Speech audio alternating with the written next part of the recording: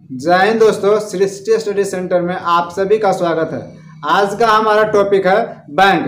Bank topic एक लंबा topic है और इसे हम दो भाग में बांट कर पढ़ेंगे। आज के वीडियो में बैंक से संबंधित महत्वपूर्ण जानकारी देंगे, जिसमें आपका SBI bank, RBI bank, Allahabad bank, Awadh commercial bank, Punjab bank, bank क्या है, बैंक का अधिनियम कब आया और कैसे आया, उसके बारे में हम चर्चा करेंगे। तो आप इस वीडियो के अंत तक बने रहें और इससे संबंधित क्वेश्चन को देखने का प्रयास करें। तो चलिए हम शुरू करते हैं। यह हमारा टॉपिक हुआ बैंक। बैंक मुख्य रूप से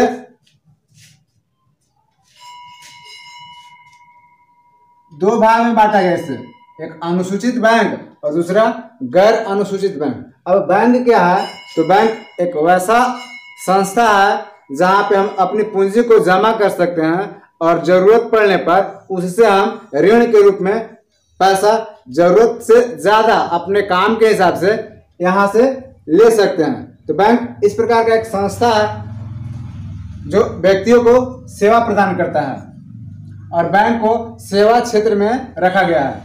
बैंक मुख्यतः दो भाग में बांटा गया है, अनुसूचित बैंक और दूसरा गैर अनुसूचित बैंक। अब अनुसूचित और गैर अनुसूचित बैंक क्या है, इसके बारे में हम देख लेते हैं। मतलब वैसा बैंक जिसका वर्णन RBI अधिनियम 1934 के भाग 2 में किया गया है। RBI अधिनियम 1934 के धारा 2 में किया गया है, उसे हम अनुसूचित बैंक कहा जाता है।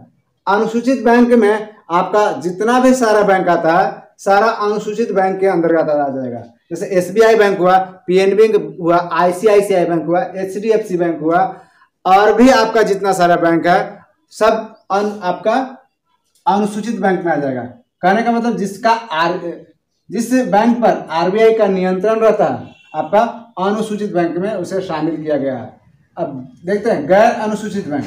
गैर अनुसूचित बैंक वैसे बैंक को कहा गया है जिसका वर्णन RBI अधिनियम के 1934 के धारा 2 में नहीं किया गया है। अर्थात इस बैंक पर RBI का कोई नियंत्रण नहीं रहता है। या इसके अंतर्गत जैसे कोई साहूकार जो ऋण देने वाले आते हैं उनको शामिल कर लिया जाता है, या कोई महाजनी हुआ जो पैसा किसी को देने का काम करते हैं, वैसे लोगों को या वैसे मोटे रकम वाले व्यक्तियों को इस गैर अनुसूचित बैंक में शामिल किया जाता है। अब हम यहां तक इसमें समझें। अब इसके बाद हम देखते हैं कि विश्व में पहली बार किस देश में कब और कहां पे बैंक का गठन किया गया था। उसके बाद भारत में बैंकिंग प्रणाली का प्रयास स्थापना, इसके बारे में हम चर्चा करेंगे। तो हम देखते हैं पहले विश्व का पहला बैंक इटली में गठन हुआ था। उस बैंक का नाम था बैंक ऑफ वेनिस। इस बैंक का गठन 1157 ईस्वी में इटली में किया गया था। तो विश्व में पहली बार इटली में बैंक ऑफ वेनिस का स्थापना किया गया था। उसके बाद फिर आपका दूसरा आता है 1401 ईस्वी में बैंक ऑफ बार्सिलोना का स्थापना हुआ है स्पेन में। पहली बार इटली में, उसके बाद फिर 1401 ईस्वी में स्पेन में होता है स्थापना। अब उसके बाद 1407 ईस्वी में जस्ट 6 वर्ष के बाद 1407 ईस्वी में बैंक ऑफ जेनेवा का गठन किया जाता है। जेनेवा आपका स्विट्जरलैंड में पड़ता है। बहुत सारा का मुख्यालय जेनेवा है, बहुत सारा संस्था वैसा है जिसका मुख्यालय जेनेवा है। इसका चर्चा हम बाद में करेंगे। तो तीसरा बैंक हुआ बैंक ऑफ जेनेवा के नाम से स्थापना किया गया। चौथा हुआ 1694 ईस्वी में एक और बैंक का गठन किया गया जिसका नाम था bank of England. Bank of England का गठन आपका इंग्लैंड में किया गया। ठीक है, अब हम देखते हैं भारत में बैंकिंग प्रणाली का शुरुआत। तो भारत में जब बैंकिंग प्रणाली का शुरुआत हुआ था 18वीं शताब्दी में हुआ था बैंकिंग प्रणाली का शुरुआत। इसमें भारत का प्रथम बैंक जो था वो बैंक ऑफ हिंदुस्तान था। इसका गठन 1770 ईस्वी में किया गया था। इसके संस्थापक थे अलेक्जेंडर एंड कंपनी। भारत का पहला बैंक बैंक ऑफ हिंदुस्तान था जिसका स्थापना 1770 ईस्वी में किया गया था। संस्थापक अलेक्जेंडर एंड कंपनी थे। अब यह जो बैंक का स्थापना किया गया यह पूर्ण रूप से यूरोपीय पद्धति पर आधारित बैंक था। यूरोपीय पद्धति पर संचालित बैंक था, जिस कारण इस बैंक का विकास भारत में ज़्यादा विस्तार नहीं हो पाया और इसे शीघ्र ही बंद कर दिया गया। किस बैंक को? तो बैंक ऑफ हिंदुस्तान को बंद कर दिया गया शीघ्र ही। अब उसके कुछ समय के बाद 3 प्रेसिडेंसी बैंकों का गठन किया गया। कितने प्रेसिडेंसी बैंकों का गठन हुआ? 3 प्रेसिडेंसी बैंकों का गठन हुआ और भारत में इसके द्वारा कार्य संचालन किया जाता है, जिसमें आपका पहला था बैंक ऑफ कलकत्ता, स्थापना 1806 ईस्वी। दूसरा था बैंक ऑफ बॉम्बे, स्थापना 1840 ईस्वी। तीसरा आपका था बैंक ऑफ मद्रास, इसका गठन 1843 ईस्वी। ये तीनों बैंक था आपका प्रेसिडेंसी बैंक के नाम से जाना गया और यह तीनों 1862 ईस्वी तक बहुत ही बेहतरीन काम करता है। अब इस तीनों बैंकों को बाद में मिला करके और एक इंपीरियल बैंक ऑफ इंडिया का गठन कर दिया गया। अब देखते हैं थोड़ा सा पहले हम इंपीरियल बैंक ऑफ इंडिया का गठन कब हुआ? तो आपका 1921 ईस्वी में हुआ। ठीक है, इसका मुख्यालय कहाँ था इंपीरियल बैंक ऑफ इंडिया का? तो मुंबई में मुख्यालय बनाया गया। इंपीरियल बैंक ऑफ इंडिया के संस्थापक J.M. किन्स थे और किस समिति के सिफारिश पर इंपीरियल बैंक का गठन किया गया था? तो चेम्बरलिन आयोग के सिफारिश पर इंपीरियल बैंक का गठन किया गया था। ये तीनों बैंक था 1806, 1840 और 1847 में, मतलब bank of Calcutta, bank of Bombay, bank of Madras, इन तीनों का विलय इंपीरियल बैंक ऑफ इंडिया में 1921 में कर दिया गया। अब इसके बाद इंपीरियल बैंक ऑफ इंडिया के प्रथम भारतीय अध्यक्ष हैं बद्रीदास गोयनका। आप यहां तक समझे इसको, इंपीरियल बैंक के बारे में। अब इसके बाद हम देखते हैं SBI, state bank of India. इसका गठन किया गया था 1 जुलाई 1955 ईस्वी को, स्टेट बैंक ऑफ इंडिया का। अब राष्ट्रीयकरण कब किया गया? तो राष्ट्रीयकरण भी आपका 1 जुलाई 1955 को ही कर दिया गया। कहने का मतलब जब इसका गठन किया गया था स्टेट बैंक ऑफ इंडिया का, उसी वर्ष इसका राष्ट्रीयकरण भी कर दिया गया। अब इसके बाद SBI का गठन हुआ तो किस समिति के सिफारिश पर किया गया? AD गोरवाला एक समिति बनाया गया था, उस समिति के सिफारिश पर SBI का गठन किया गया। अब SBI का गठन अलग से किसी बैंक का नहीं किया गया, मतलब इंपीरियल बैंक जो था ना, इंपीरियल बैंक का नाम बदल करके 1955 ईस्वी में SBI बैंक कर दिया गया। ठीक है, आप समझे इसको। जैसे ये 3 बैंक प्रेसिडेंसी बैंक हुआ 1921 ईस्वी में, इसे इंपीरियल बैंक का नाम दे दिया गया, और जो इंपीरियल बैंक हुआ इसे 1955 ईस्वी में SBI के रूप में बदल दिया गया। अब जो था ये वर्तमान में सार्वजनिक क्षेत्र का सबसे बड़ा बैंक SBI है। अभी प्रेजेंट में सार्वजनिक क्षेत्र कहने का मतलब सरकारी क्षेत्र में सबसे बड़ा बैंक आपका SBI है। SBI के वर्तमान चेयरमैन DK खारा हैं। अगर बात कर लिया जाए कि भारत में प्रेजेंट में 2018 के आंकड़ा के अनुसार SBI के कुल कितने ब्रांच है पूरे भारत में, तो 24,050 इसका ब्रांच है। 24,050 शाखा भारत में SBI का वर्तमान में कार्य कर रहा है। आप यहाँ तक इसको समझे। अब इसके बाद है आपका इलाहाबाद बैंक। इलाहाबाद बैंक का स्थापना 1865 ईस्वी में कलकत्ता में किया गया था और इसका मुख्यालय कलकत्ता में बनाया गया। इसके बाद आपका था ये इलाहाबाद बैंक से संबंधित भारत का पहला निजी बैंक। भारत का पहला निजी बैंक कौन बना? तो इलाहाबाद बैंक बना, या दूसरे वे में इसी को कह सकते हैं वर्तमान में सार्वजनिक क्षेत्र का सबसे पुराना बैंक अगर कौन है तो ये भी आपका इलाहाबाद बैंक है। भारत का पहला निजी बैंक कौन था? तो इलाहाबाद बैंक था। वर्तमान में सार्वजनिक क्षेत्र का सबसे पुराना बैंक तो आपका इलाहाबाद बैंक हुआ। वर्तमान में सार्वजनिक क्षेत्र का सबसे बड़ा बैंक तो आपका SBI बैंक हुआ। आप इसको समझ रहे हैं। अब इसके बाद है अवध कॉमर्शियल बैंक। इस बैंक का स्थापना 1881 ईस्वी में किया गया। यह जो था वो सीमित देयता पर आधारित पहला बैंक था। अर्थात कहने का मतलब हुआ अवध कॉमर्शियल बैंक का स्थापना भारत में ही किया गया, लेकिन इस बैंक का स्थापना विदेशी पूंजी से किया गया था, इसलिए इसे सीमित देयता पर आधारित भारत का पहला बैंक कहा गया।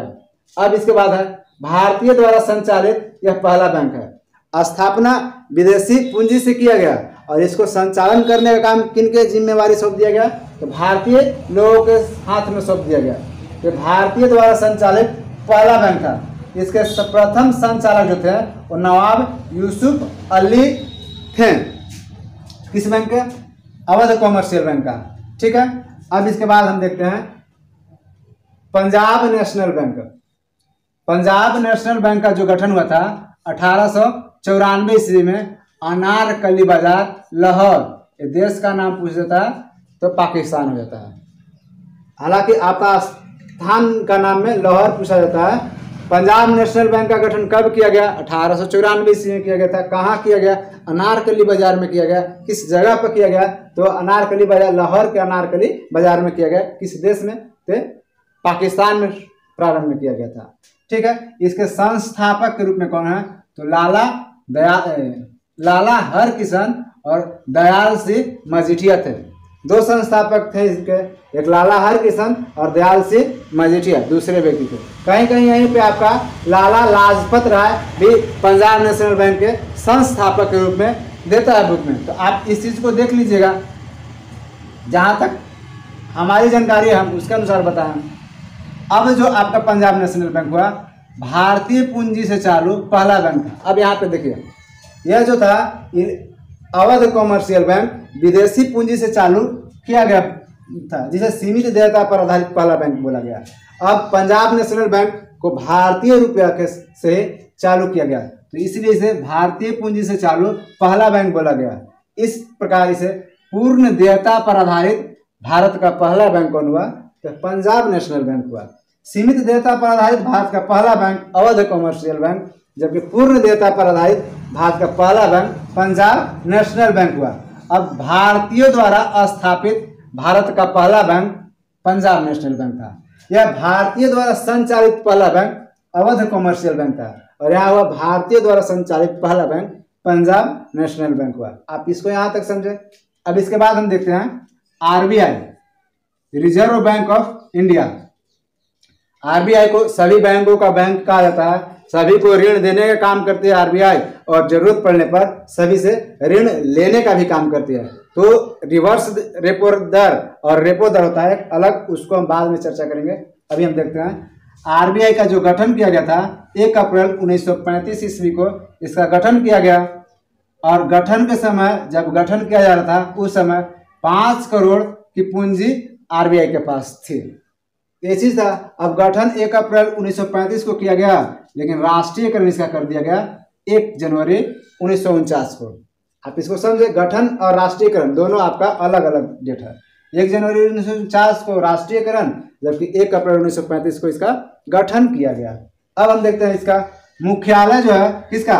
आरबीआई का मुख्यालय 1937 ईस्वी तक कोलकाता रहा। अर्थात कहने का मतलब 1935 में इसका गठन किया गया और 2 वर्ष तक ही केवल इसका मुख्यालय कोलकाता रहा। इसके बाद इसका मुख्यालय कोलकाता से बदल करके और मुंबई कर दिया गया। और वर्तमान में भी आप कह सकते हैं कि आरबीआई का मुख्यालय कहाँ है?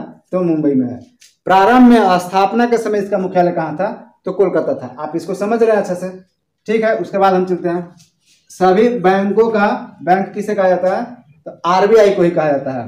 अब आरबीआई जो है सभी बैंक को संचालित 2 नियम के आधार पर करती है। एक आपका आरबीआई अधिनियम 1934 और एक आपका बैंकिंग विनिमय अधिनियम 1949 के आधार पर करती है। अब जो आरबीआई का गठन किया गया था तो इसके बाद इसके प्रथम गवर्नर बने। आरबीआई जब गठन हुआ उस समय प्रथम गवर्नर कौन थे? तो सर ओस्बॉर्न स्मिथ थे आरबीआई के प्रथम गवर्नर। ऐसा भी पूछा जाता है कि आरबीआई के प्रथम विदेशी गवर्नर कौन थे? तो उसमें भी सर ओस्बॉर्न स्मिथ। या आरबीआई के प्रथम गवर्नर कौन थे? तो सर ओस्बॉर्न स्मिथ। अब दूसरा क्वेश्चन इसी से आता है, प्रथम भारतीय गवर्नर आरबीआई के कौन थे? तो प्रथम भारतीय गवर्नर थे वो आपका सीडी देशमुख थे। आप इसको समझे। इसके बाद प्रथम महिला उप गवर्नर आरबीआई के कौन थे? तो आपका केजे उदेशी थे। आरबीआई के प्रथम महिला उप गवर्नर कौन थे? तो केजे उदेशी थे। अब हम देखते हैं आरबीआई के वर्तमान गवर्नर कौन है? तो शक्तिकांत दास हैं। आरबीआई के वर्तमान गवर्नर शक्तिकांत दास हैं। ये जो आरबीआई के गवर्नर की नियुक्ति किसके द्वारा की जाती है? तो प्रधानमंत्री के द्वारा की जाती है। जो प्रेजेंट में प्रधानमंत्री रहते हैं उन्हीं के द्वारा आरबीआई के गवर्नर की नियुक्ति की जाती है, न कि कोई पूर्व प्रधानमंत्री के द्वारा की जाती है। आप इस बात को ध्यान में रखिएगा। इसके बाद गवर्नर का जो कार्यकाल होता है वो आपका मुख्य रूप से 3 वर्षों तक के लिए होता है, और जो मासिक वेतन दिया जाता है प्रति माह वो 2.5 लाख रुपया प्रति माह दिया जाता है। ठीक है, तो ये आपका आरबीआई के बारे में था। पंजाब नेशनल बैंक के बारे में पढ़े, एसबीआई के बारे में पढ़े, इलाहाबाद बैंक के बारे में पढ़े, imperial bank, 3 presidency bank, Bharat का प्रथम बैंक, इसके बाद आपका विश्व का पहला बैंक, अनुसूचित बैंक क्या होता है, गैर अनुसूचित बैंक क्या होता है, हम इसके बारे में पढ़े। अब हम देख लेते हैं, इसमें एडी गोरवाला समिति था और इसमें आपका चेम्बरलिन आयोग था। ठीक है, एक आपका आयोग में भी देख लिए कि किस आयोग के सिफारिश पर किस बैंक का गठन किया गया। एक आपका जैसे आरबीआई का जो गठन किया गया था एक समिति का सिफारिश पर किया गया था, और उस समिति का नाम क्या था? तो हिल्टन यंग आयोग नाम था, हिल्टन यंग आयोग। हिल्टन यंग आयोग के सिफारिश पर आरबीआई का गठन हुआ, एडी गोरवाला समिति के सिफारिश पर एसबीआई का गठन हुआ, जबकि चेम्बरलिन आयोग के सिफारिश पर इंपीरियल बैंक का गठन हुआ। आप इन तीनों को ध्यान में रखिएगा। हिल्टन यंग आयोग का गठन का बात किया जाए तो इसका स्थापना 1929 से 30 के दौरान में हुआ था, हिल्टन यंग आयोग, और यह सिफारिश दिया था आरबीआई का स्थापना करने का। तो ये चीज आपका आरबीआई का स्थापना फिर 1935 ईस्वी में हो गया था। तो आज हम इस वीडियो में आरबीआई तक के बारे में देखें। इसके बाद हम आपका बैंकों का राष्ट्रीयकरण देखेंगे, जिसमें प्रथम बार 14 बैंकों का राष्ट्रीयकरण किया जाता है और दूसरी बार 6 बैंकों का राष्ट्रीयकरण किया जाता है। इसके बाद राष्ट्रीयकृत जो बैंक है उसके बारे में देखेंगे, कितना राष्ट्रीयकृत बैंक है। तो चलिए आज इस वीडियो में हम इतना ही रहने देते हैं, इसके बाद फिर हम अगले वीडियो में मिलेंगे। आज तब तक के लिए धन्यवाद।